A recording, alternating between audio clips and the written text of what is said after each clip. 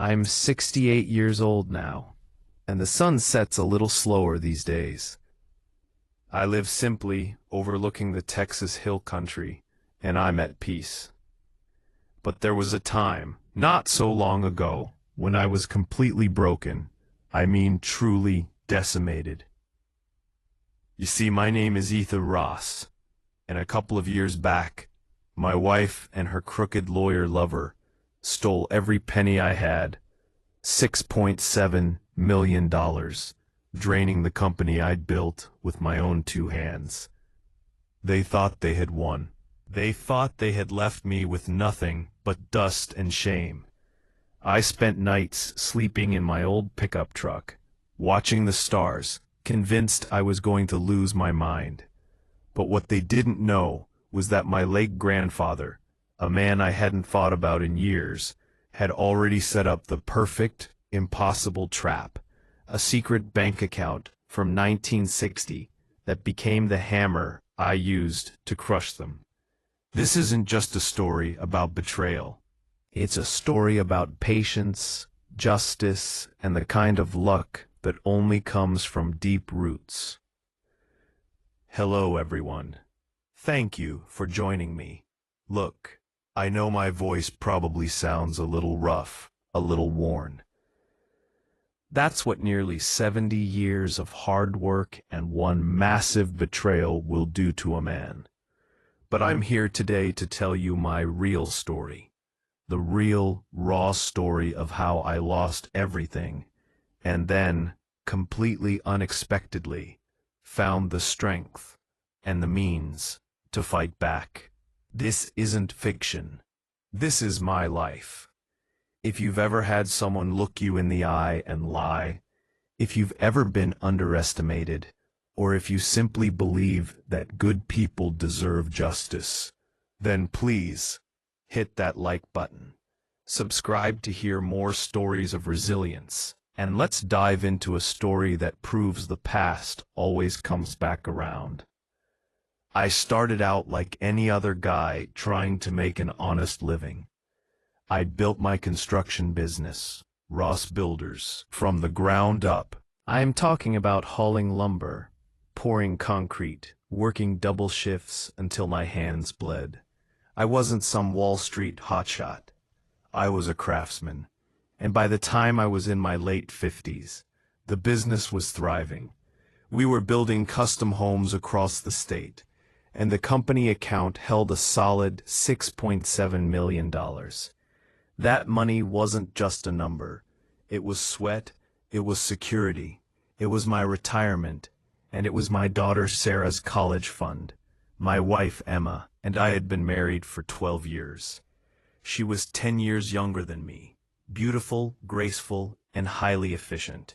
She managed the home, kept the social calendar, and was always ready with a supportive word. Or so I thought. Our life felt settled, comfortable, maybe too comfortable. The first signs of trouble were subtle, like a foundation settling in the middle of the night. Emma started going out more. She'd say it was book club, or yoga, or a new charity board. The air in our house, once warm, started to feel cold and thin. She was always on her phone, whispering, or suddenly ending calls when I walked into the room. I'd ask her about it, and she'd flash that perfect smile, the one that used to melt me, and say, "Relax, Ethan. You're working too hard. You're imagining things." I ignored my gut. I'd been working 18-hour days, closing a massive deal, and I convinced myself I was just paranoid, stressed out. I kept focusing on the business, on the homes, on the tangible world I understood, the world where a handshake meant something. I walked into the office one Tuesday morning, ready to approve a payroll transfer, and the screen flashed red. Insufficient funds. I laughed, a big, barking laugh. It had to be a glitch. $6.7 million doesn't just evaporate. I called the bank manager, Jim, a man I'd had an account with for 30 years. Jim's voice on the phone was tight, formal, completely drained of the usual friendly drawl. He told me I needed to come in, now. I drove there feeling a cold dread pool in my stomach. When I sat across from Jim, he looked like he was reading an obituary. He slid a stack of paperwork across the desk. "Ethan," he said, his voice barely a whisper, "all of the primary business accounts, the retirement fund, the savings, they've been emptied, transferred out over the last 3 weeks." My blood went cold. I picked up the paper, the glossy white of the bank statements swimming before my eyes. There were my signatures, page after page, authorizing massive wire transfers to offshore accounts and complex trusts. "This is wrong," I stammered, my voice sounding foreign even to my own ears. "These aren't my signatures. They're good, but they're not mine. Look, the cross on the T is too high. I always cross low." Jim sighed, shaking his head. "We already ran them through forensics, Ethan. They are perfect duplicates. Even the security features couldn't flag them as suspicious." And, he paused, his gaze dropping to the desk, "the primary beneficiary of the receiving trusts is listed as your wife, Emma Ross." That was the moment the world stopped spinning. It wasn't paranoia. It wasn't stress. It was betrayal. I went home, not to yell, but to observe. I found a note on the kitchen counter. "Gone for a few days. Don't worry. Dinner is in the fridge." The house was too clean, too neat. She had packed every piece of her expensive wardrobe, every heirloom, every trace of herself. I finally found Emma 2 days later, not alone, but in a ridiculously expensive downtown apartment I didn't recognize. She wasn't just with a man.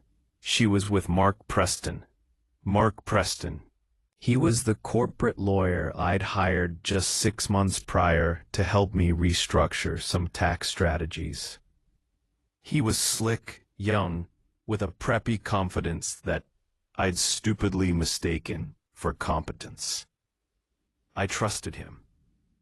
I let him review every sensitive document, gave him access to every corner of my financial world. He was the legal advisor Emma had been seeing, the one she'd claimed was helping her start a small consulting firm.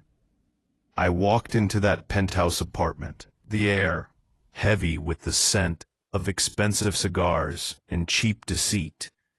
They were sitting on a white leather sofa, sipping champagne. They didn't look guilty. They looked bored. My hands clenched so tight, my fingernails dug crescent moons into my palms. The anger wasn't hot. It was a devastating, white-hot vacuum that threatened to consume me. "Where is it, Emma?" I managed to ask, my voice a low, painful rasp. "Where's the money?" Emma didn't flinch. She simply took a slow sip of her champagne, and then smiled, a cold, indifferent expression that erased 12 years of shared life. "It's safe, Ethan," she replied, her voice saccharine sweet. "With Mark. He managed the transfers beautifully." Mark, lounging next to her, smiled that smug, tight smile that used to make me uneasy in meetings. He stood up, tall and self-assured. "It's all legal, Ethan," he purred, adjusting his tailored cuff. "Every signature, every document. You see, when people are trusting, they tend to be messy. Emma had ample access to your documents and handwriting examples. The transfers were clean. We've set up several layers of trusts, offshore accounts, non-extradition countries. You signed the paperwork, or at least the bank believes you did. Good luck recovering a dime."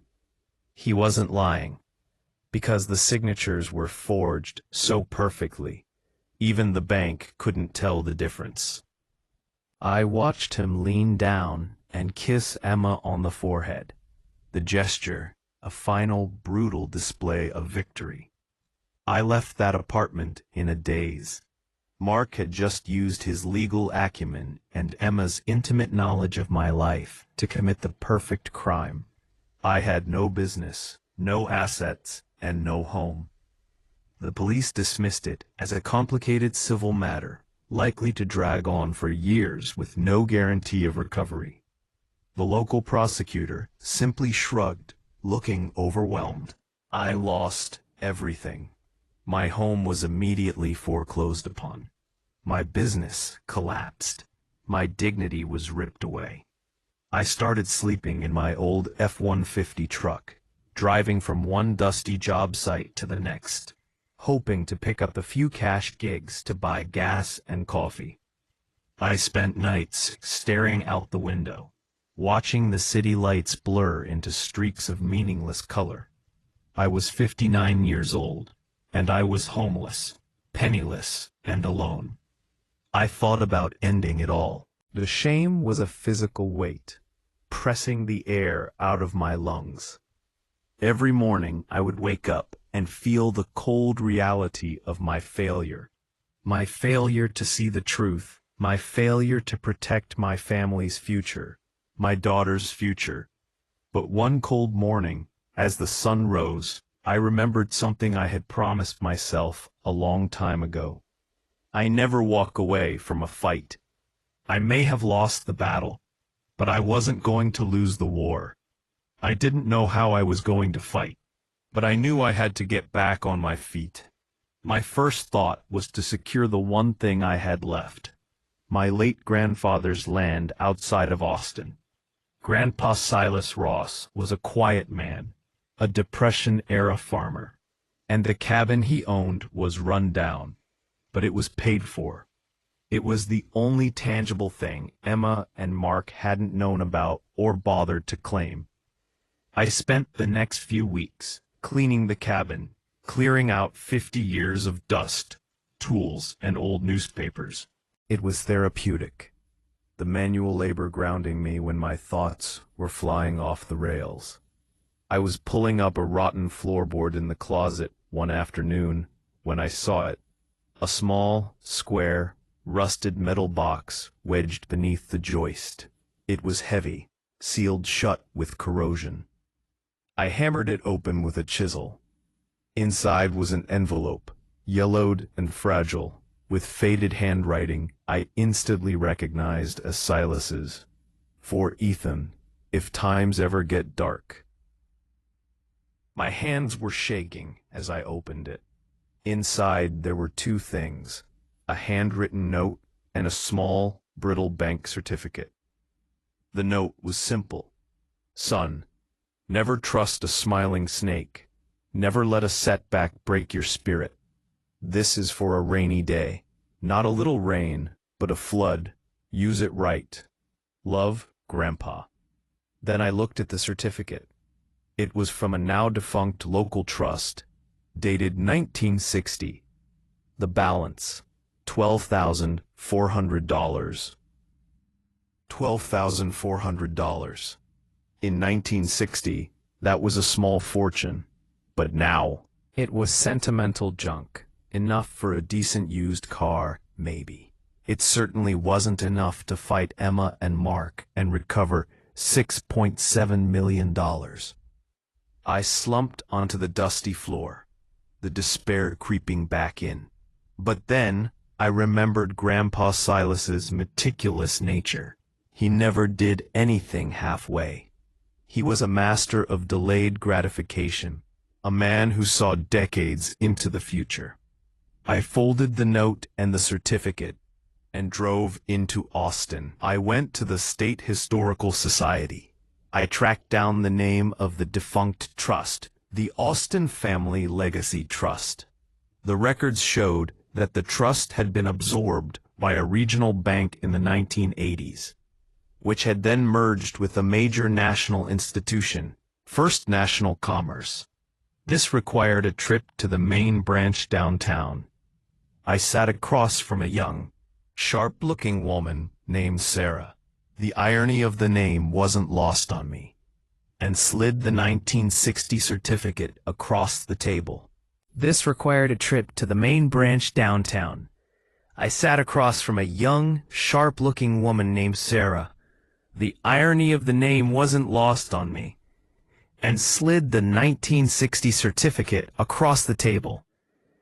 I need you to trace this, I told her, my voice gravelly. Everything about this account, and the trust it was attached to. Sarah looked skeptical. Sir, this is 60 years old. It might just be an empty placeholder. 2 hours later, she called me back into her office. She looked pale, her hands visibly trembling as she held a heavy printout. Mr. Ross, she whispered. I don't know how to explain this. I braced myself. The original $12,400 was only the initial deposit.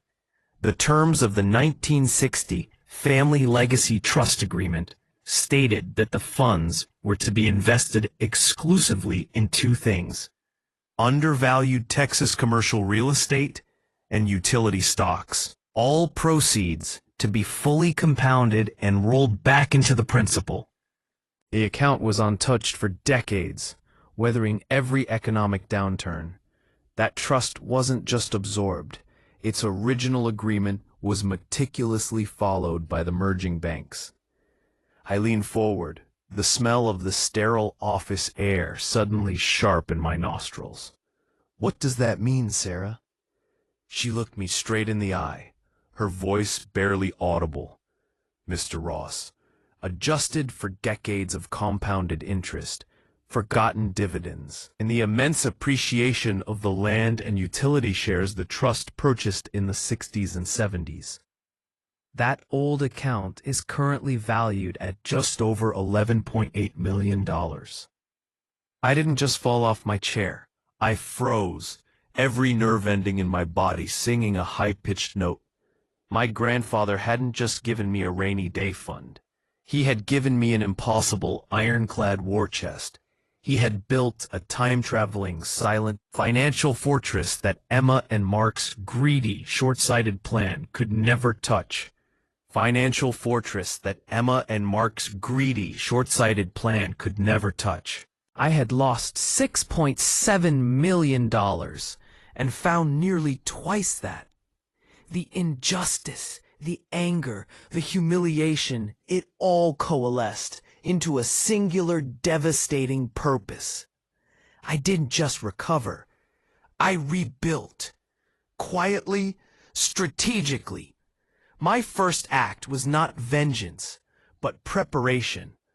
I liquidated half the trust's holdings, putting $5 million cash into a new, single-purpose legal defense fund. Then I went shopping for the best. I didn't hire a small-town lawyer. I flew to New York and hired the single most feared forensic accounting firm in the country, led by a shark named Dana Sterling. Her specialty, unwinding complex financial fraud built on shell companies and legal loopholes. I gave her one instruction: don't just get my $6.7 million back. Make sure they lose everything they have and that they pay every single legal fee, down to the last paperclip. Over the next 6 months, while Emma and Mark flaunted my money, thinking they were untouchable, Dana and her team worked in the shadows. We used my $11.8 million resource to trace every single wire transfer, every forged document, and every trust they had set up. Mark's complex structure, which had looked so impenetrable to the local police, was simply a matter of time and money to Dana. The key was the forgery. Dana found an obscure precedent regarding the specific type of electronic signature technology used in the transfers. We used my massive fund to hire the best handwriting expert in the world who could definitively prove the forgeries, not just to a bank manager, but to a jury. Mark and Emma had left a trail. They were arrogant. They had immediately started spending the money, buying property, vehicles, and investing large sums in new, visible businesses. They thought the paper trail was complicated enough to bury the truth. They were wrong. The forensic team exposed their entire fraud trail. The authorities were notified. The evidence was presented, and within a month, the FBI and the state attorney's office seized their assets, froze their accounts, and issued warrants for their arrest. I was finally scheduled to meet them again, not in a penthouse, but in a courtroom. The day of the court hearing was a cold, overcast Thursday. I walked into the courtroom, wearing a simple, well-tailored suit, not the expensive kind, but a suit that said, "I am legitimate, and I am here for justice."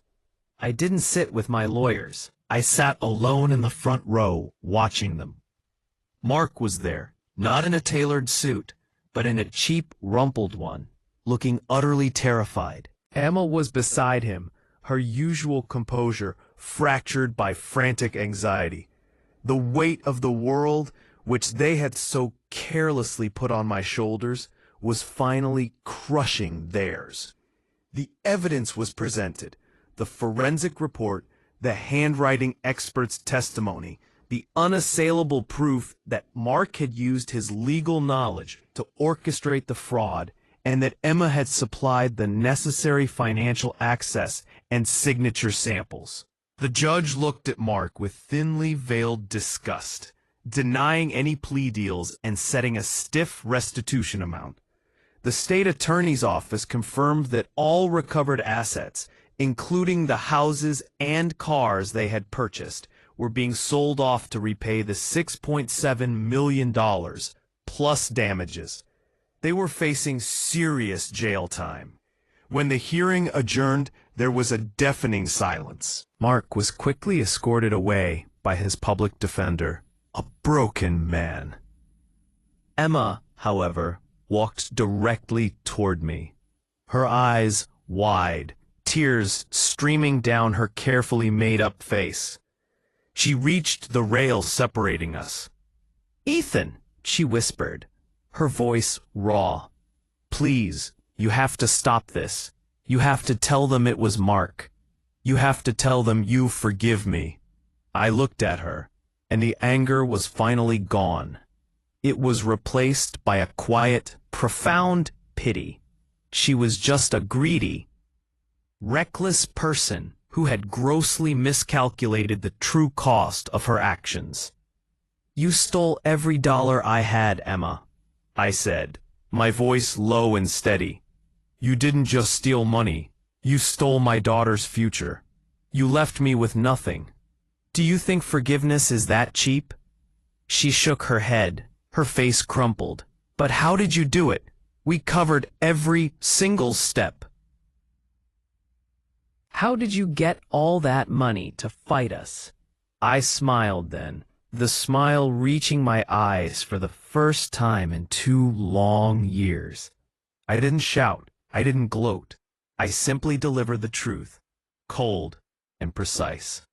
Grandpa always said, "A good man never runs out of luck, just patience." I paused, leaning in so only she could hear the next part. "And he also taught me never to keep all your eggs in one basket. My foundation wasn't built on your lies, Emma. It was built on the wisdom of an honest man who saw 50 years into the future. You stole $6.7 million from me, and in return, you bought me $11.8 million worth of justice. Now, you get to deal with the consequences." I nodded to my lawyer, stood up, and walked out of the courtroom. The weight was finally lifted. Now, I live simply again in that renovated cabin on Grandpa Silas's land. I didn't rebuild Ross Builders. I retired. I travel.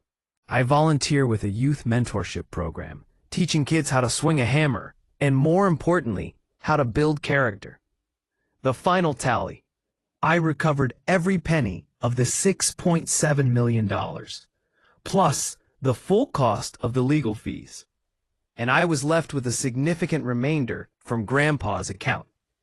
But the real fortune wasn't the $11.8 million. It was the wisdom, the revenge, and the closure. The true lesson of this journey wasn't about outsmarting lawyers. It was about the strength of enduring legacy. Grandpa Silas, who passed away quietly 20 years ago, was the true hero of my story. He taught me that the things you invest in quietly, like patience, integrity, and a long-term plan, will always outlast the flashiest, fastest fraud. Emma and Mark chased greed. Grandpa Silas chased security. His investment, his vision, saved my life. I sometimes think about Mark and Emma, now serving time and dealing with the wreckage of their own making. I feel nothing for them. They destroyed themselves. I just provided the mirror. So, if you're out there and you feel betrayed, dismissed, or powerless, remember this. Don't waste your energy on anger. Focus on the quiet, strategic rebuild. Find your own Grandpa Silas account, that secret well of strength, knowledge, or resource that your enemies never knew existed. Use it right. If this story resonated with you, if you felt that deep, satisfying feeling of justice delivered, please hit that like button now. I want to hear your thoughts. Tell me in the comments, what is the most unexpected or quiet act of justice you've ever witnessed or carried out? Have you ever had a moment where an older, forgotten piece of wisdom saved you? Your stories keep this community strong. And if you love real-life stories of triumph over betrayal, make sure you subscribe and turn on notifications. Thank you for listening. I'll see you in the next one. Period.